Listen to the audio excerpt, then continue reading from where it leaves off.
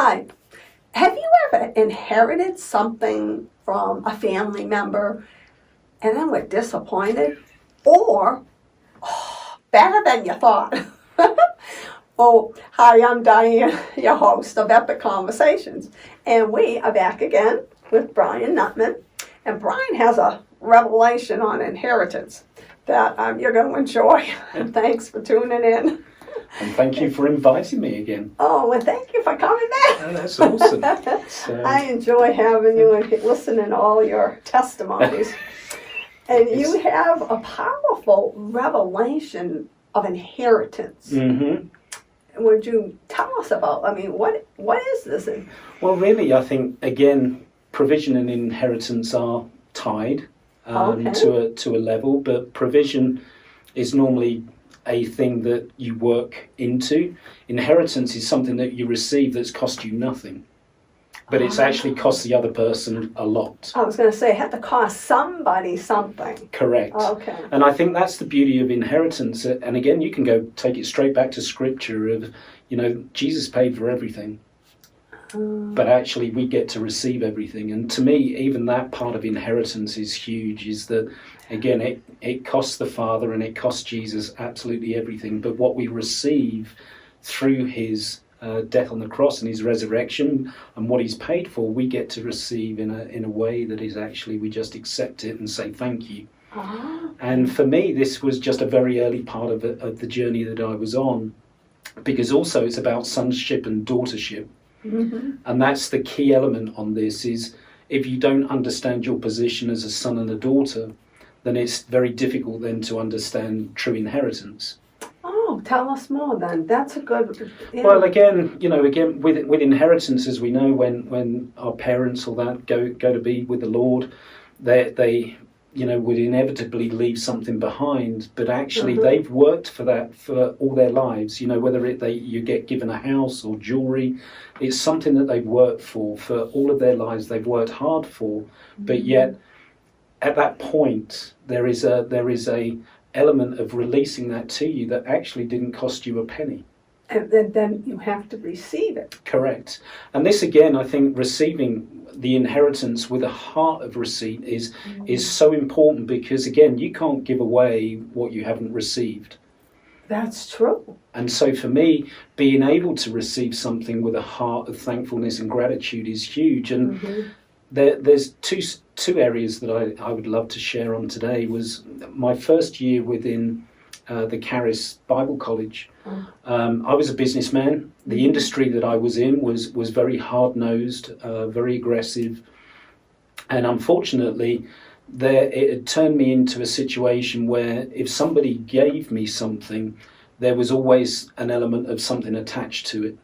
There was like an ulterior motive. And so throughout of all those years of dealing with this area, my heart got shut down to receiving anything. From pretty much, even Sue and the kids sometimes, they would buy me stuff. It's like, oh yeah, thanks. There wasn't the sort of the thankfulness or gratitude, because is there an ulterior motive? And I remember I was walking across the parking lot and this gentleman came over to me and he said, hey, I bought you a gift. The Lord's told me to buy you this. And he put it in my hand, and it was a recorder to record the lessons. Oh. And I looked at it and I handed it back to him and said, sorry, I can't take it. You did? I did. And it was like, where did that come from? But his face was like, he was so stunned. Sue was with me and he said, what do you mean you can't take it? I said, I just don't want to take it. And he said, look, are you going to not only rob me of my blessing, but are you going to rob me of God's blessing? Oh. And I took it, but I took it out of obligation. It wasn't out of something that I really wanted to take. And I walked into the college, and during worship, because the whole way across the parking lot, I was thinking, Lord, what is that all about? Why can't I receive? Yeah. And I just think my heart was so hardened about actually giving something that cost him, but cost me nothing. It was like, I don't want it. And the Lord literally, while I was during worship, and he said, son, you were just like Peter. He said, do you remember when I went to go and wash Peter's feet? And he said, no, Lord, you can't do it. And he said, well, if that's the case, you can be no part of me. He said, Bryan, that's like you. He said, your heart is so shut down that you don't know how to receive anymore. Oh. And he said, my heart for you. And he said, son, this is what I want to say. He said, what I want to give you is not for you, for yourself to keep. It's to understand and give it away. And that changed everything in a moment for me. I mean, I was weeping at that point because I knew what he was trying to say. He said, son, I've got so much to give you, so much what I want to give you. But he said, you get to be a part of it, but you also get to give it away. And that melted my heart because I just thought, Lord, it's not about me. And in that moment, in that place, as in scripture, you know, Peter turned around and said, well, if that's the case, wash my hands, wash my head. And I just went, Lord, wash my hands, wash my feet, wash my whatever you have for me, whatever you want to give me, I'm going to receive it because I don't get to keep it, I get to give it away. See, that's the kingdom. Mm-hmm. So I had a challenge the next day, and I went to Cecil Paxton's sort of prophetic sort of workshop, and during that workshop he had his table out with all of his teachings and everything else, and this lady walked up, and I think we were in this provision journey of just, I think we had about $30 or $40 in the account. I was thinking, man, I could really do with some of his teachings, but I'm sure Sue would be really angry if I spent $10 on a teaching and we don't have money for food. So I was standing there, all this was going on in my head. And then literally this lady came up and she looked at, I think it was Cecil Paxton's wife, and she goes, I'd like 2 of your full teachings of USBs. I think they were like $300 each. I was thinking, man, fantastic. If you know, $600 or whatever it was. And I thought, fair play anyway. So I settled it in my heart, I'm not going to buy anything. And I went to walk off. And this lady turned around and she said, excuse me. And I went, yeah. And she said, the Lord's told me to give you one of these. And she put a USB in my hand. I broke. Because as soon as she put it in my hand, the Lord said to me, how are you going to receive it? And I was blubbering. She didn't know why I was blubbering. I just literally broke because I know the Lord said, are you going to truly understand how to receive inheritance? Whatever it looks like, whether it's a gift, whether it's... And it was just like, man, this epiphany just smacked me in the face of God's love and God's goodness to actually know what we're walking through. But actually, I'm going to check your heart of where you're at. And it was like, Lord, and I just, like I said, it was such a sweet, sweet moment. The woman was in tears, I was in tears. She didn't know why I was crying. But anyway, it just changed my heart about inheritance, of just understanding God's heart for us. You know, that if he can get it to us and we're willing to receive it in a place of surrender, then he's going to do whatever he can. And, you know, again, for us, for inheritance, we left a lot behind in the UK. I mean, we had the most beautiful home in the country. We had an old 18th century stable block.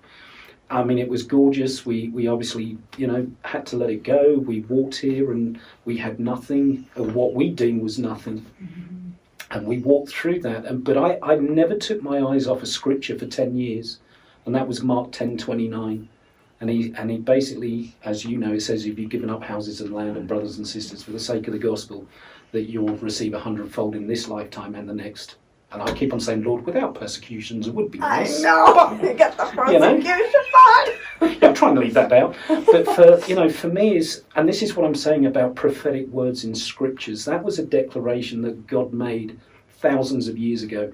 All I've done is said, Lord, as an inheritance, I'm going to attach myself. It's cost you everything, but it's going to cost me nothing, because what I'm going to do is trust you to your word. And I'm going to attach myself to it. And that, I don't know what it's going to look like. I don't know how it's going to happen. But all I know is that we've given up houses and land and family for the sake of the gospel to go on this journey. Yes, you have. So for us, it was just a basis. I think it was in 2019, we had to rent for 9 years. I've never rented. And it was like, man, this is just... we went away back to the UK in June 2019, and the Lord gave Sue a very particular strong word which says, I'm going to find you a family home. And she goes, why? Because, you know, my daughter's married now, they've got their place, Jonathan's going to be probably off shortly, why would we want a family home? And so she sat on that for about 6 months, and then literally in January 2020, our rent was coming to an end. there was a stirring inside me. It's like, man, we need to get back on the property ladder. But we knew property was so expensive here in Colorado and back in the UK. It's like, how are we ever going to do this? Because we didn't really have a deposit to put down or anything else. We're just walking daily, monthly, whatever it is. And it was just such an incredible moment in time of where, Lord, I'm just going to go back to that word, the Mark 10:29. I haven't taken my eyes off it. And I know as an inheritance, that's something that you're able to provide us because of your love for us. Not because I'm great, it's because you're great. And it's what you've given us as an inheritance. So, Lord, I'm going to receive whatever you want to give us. And I'm sure it's going to be great, whatever it looks like. Come March in 2020, we were starting to look for properties, but properties were so expensive in the Springs. And we were getting outbid every single time. I mean, it was just crazy. Every property we looked at, it's like, no, 10, 20, 30, 40,000, $50,000 more over the asking price. And I said to Sue, I am not going to buy a property in this crazy market right now. I'm not going to do it. It's against my, mentality. But then we went away to minister in Cincinnati. And it was funny, we nutty by name and nutty by nature, yeah. So we looked at why we were literally traveling to Cincinnati. We were on the aircraft. We got the rental vehicle. We sent our 2 kids to go and look at this property on Facebook, and we said, could you walk around the property and do a live FaceTime and this type of stuff? And they went, yeah, sure. Your kids did? Yeah, so the kids did that. We were in the rental vehicle. We went, yeah, beautiful. Let's put an offer in, and this was on the Friday. Unfortunately, on the Sunday, we got the poor response again. Bryan, you've been outbid. And I was like, man, this is just, Lord, what is it? Why? Anyway, Sue just literally, in her wisdom, turned around and said, I'm not having this. We're the head and not the tail. We're above and not below. And Lord, you said to me in June 2019 that you're going to find me a family home. So find me a family home. And it was pretty much as simple as that. And I went, yeah, go, girl. Yeah. Go. So literally, we were in the airport in Cincinnati. Sue was on Zillow. And she went, wow, this is an interesting little property. It's in Colorado Springs. She said, oh, well, let's take a look. And so we found our realtor, and she said, yeah, let's take a look, see if we can get you to get you in to view it. And basically what happened was she came back to us and said, I can't find the house. Oh, no. She said, it's nowhere on the Springs MLS. She said, I cannot find it. And I said, well, it's here. So she said, well, give me some time. And she said, I'll come back to you. So we landed in Denver, and there was a message. Yeah, I found it. She said, it's actually on the Denver MLS. She said, this is why we cannot find it. But she said, do you realize it's been empty for 9 months? Nobody has seen this property. Nobody knows it's there. And she said, we get you in this afternoon. So we walked around this property. It was in a bit of a mess. And Sue was going, oh no, this is, it was, anyway, I'm not going to, but actually I walked around it and I thought, man, this is incredible. And when you just look at it and there's something that leaps. Sue was looking at the dirt. I was looking at, man, what great potential. And our realtor said, do you realise what this property is? She said, not only has it been undervalued because it's now 9 months previous, which actually it went on the market in June 2019, dare I say it. I looked at it and she looked at it and she goes, this is crazy. Because she said, even, even where we are now, she said the market is so much higher. This is a market value quite a lot below market price. So I went, great, but also it wasn't in a great condition. So we negotiated a price. And in the meantime, we managed to secure a mortgage and everything else. Now, the price we paid for that was I'm not going to explain what it was, but man, it just literally, everybody turned around and said, how did you get that? Because you can't even build a house for that sort of value per square foot. And they were just saying, this is nuts. And then, no, we just said, this is God. And he just brought back to memory again of Mark 10:29. He said, son, I am just starting to give you back the inheritance. You think you gave everything away? Because this is something he dealt with a heart condition again. When we sold our house in the UK, we lost a lot of money. And I was whinging and moaning about the basis of how much money we lost and all of that. And then he brought back to my remembrance again and he said, son, he said, what did you do with all the money that I had from the house sale in the UK. He said, what did you do? I went, well, I spent it all, of course, because we got nothing left. But he said, son, what did you do with it? And I said, I spent it all. And he goes, no, son, what did you do with the funds that you came to America with? And he said, and I went, I invested it? And he said, yes. Now you get to see the rewards of investing in the kingdom, and now you're going to gain the inheritance of what you've put the investment into. He said, yes, it cost you time and what, but he said it was my house for you in the UK. He said the business was mine. He said, you know, son, everything that you have was always, I gave you. You became mine at 12 years old. I've never left you or forsook you.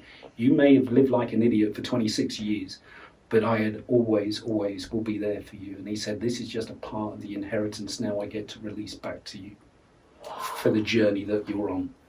And so for me, it's like, again, it's just a revelation of just God's faithfulness and God's goodness. But there is a prophetic word in that statement that I don't think people truly understand of what it means to just, you don't have to do anything. You don't have to work at it. You don't have to build on it. It's just, Lord, you've spoken the word. Your word you put above your own name. All I'm going to do is I'm going to attach myself to your prophetic word and say thank you, because you've already paid for it. Oh, that's good. He already paid. Yeah, And you said, thank you, I receive it. Exactly. Timings, I never knew. It's been 10 years, like I said, we've stood on that. Again, I was never sure of timings. All I knew, if I attached myself to his word and his declaration over our lives, because that's what we entered into, then there's going to be a kingdom inheritance. Incredible. You know what I like when you have your relationship and talks with God? He calls you son. It's a reinforcement. Yeah, that is powerful. And he's taking good care of you. Amen. The best is yet to come. That's what I think. Amen. Thank you so much. Absolute pleasure. And I'm just going to finish on this note. It's like my wife says to the Lord, your will, your bill. Oh, If he calls us, then he's going to put in the provision in place for us. that's right. I like that. Your will, your bill. Amen. And he's doing a good job providing now. Thank you. And thank you for joining us. We look forward to seeing you next time. In the meantime, please subscribe to the channel, share it with a friend, and have an epic day in the Lord.